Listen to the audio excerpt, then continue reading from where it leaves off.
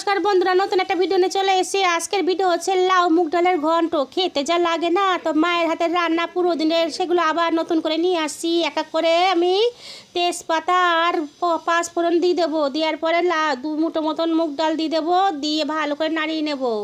তো ছোটোবেলায় দেখতাম মা এভাবেই রান্না করতো, তা মার রেসিপিগুলোই আজকে আপনাদের সাথে শেয়ার করছি। তো দেখুন, কাঁচা লঙ্কা দিয়ে দিচ্ছি, হলুদ দিয়ে দিচ্ছি, লঙ্কার গুঁড়ো দিয়ে দেবো, নুন দিয়ে দেবো, দিয়ে ভালো করে কষিয়ে নেব।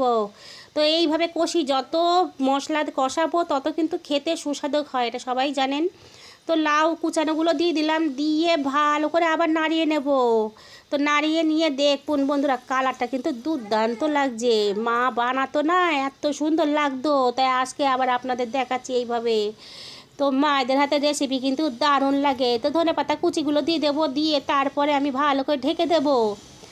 ঢেকে দিয়ে ব্যাস আমার রেডি। তো খেয়ে দেখুন, দারুণ লাগে।